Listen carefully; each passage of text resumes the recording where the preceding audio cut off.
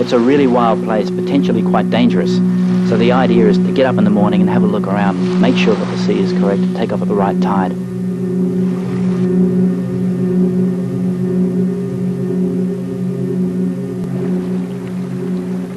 You can have 7-metre tides here some days, and if you get caught off guard around the headlands, you can have standing waves that break. You just got to time it perfectly for this little craft.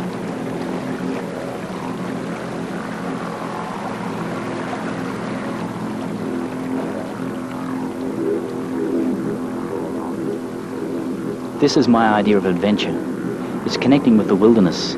It's a time to throw away the watch and just be at one with nature.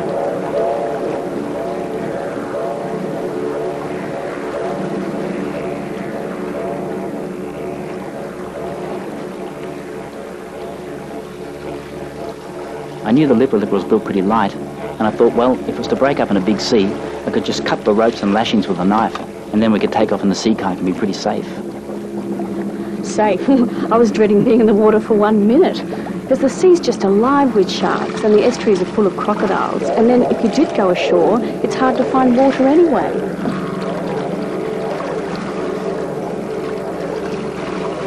Life on board is cute, but very cramped. But still, we really grew to love our little floating home. Yeah, it's about 3 knots of wind. It's not helping. Yeah, you need to be aware of the boat's balance at all times.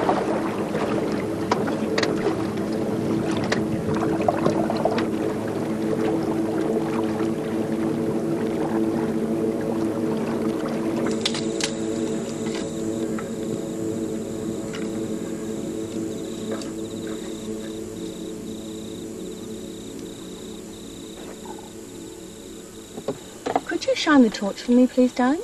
Yeah, sure. We had to maintain certain standards.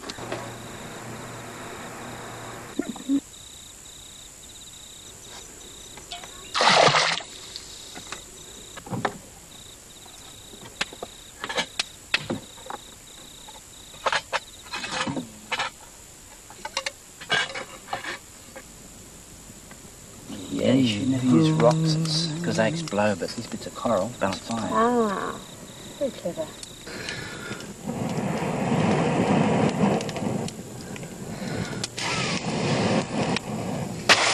Whoa! That was an oyster shell. Yeah, I had to watch them. It must have got stuck. Got a good grip?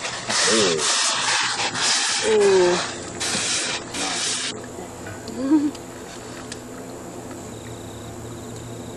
Oh, you know, this place is full of crocodiles.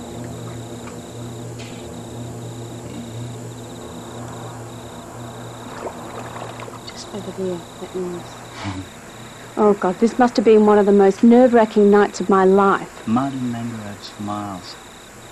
Sleeping up some bay in the middle of nowhere, circled by the biggest crocodiles in my imagination. Never see one, but they certainly see us. They're very cunning creatures. Bedtime.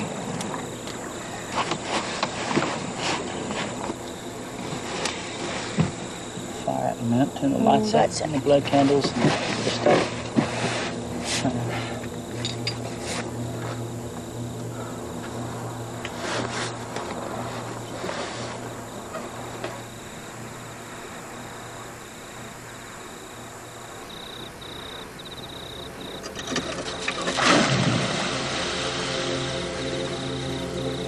An active volcano a few years ago.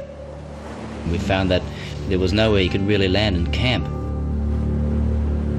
The ocean floor was bottomless, it's like thousands of meters deep below, and it was an ideal opportunity, I thought, to test out the Kaya-maran. Kaya-maran is the name I gave to the marrying of 2 kayaks together.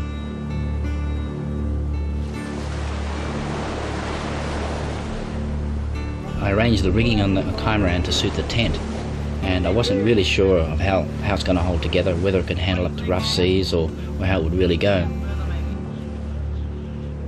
We were warned earlier on about the spirit, the Masalai of the island of Rita, and that if you make too much noise or if you disturb the spirit in such a way, it will cause rough seas and violent winds and heavy storms. And Noah also reconfirmed that. And then we were laughing and carrying on because it just happened to be Rourke's birthday.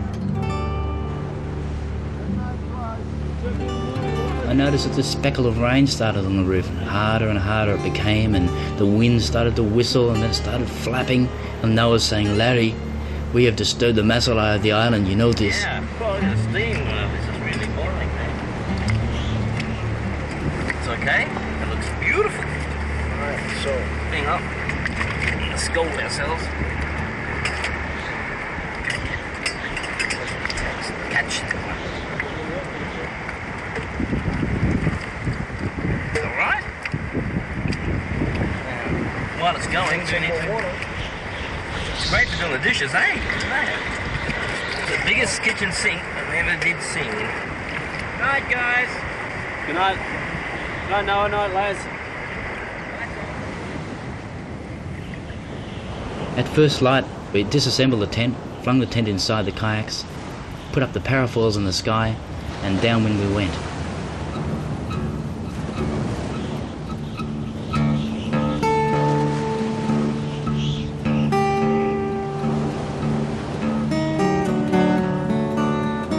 It felt pretty strange for a while, you know, and I thought to myself, I really should have tested this rig out back home in Malakuta, but there just wasn't time, like it was a dream that came up at the last minute when we were about to head off to Papua New Guinea.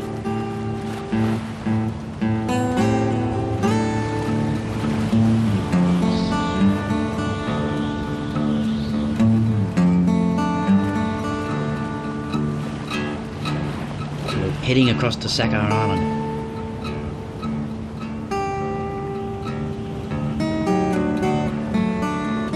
Using a sail can be a pretty relaxing way to go, whereas extreme paddling can push you to the point of hallucinations.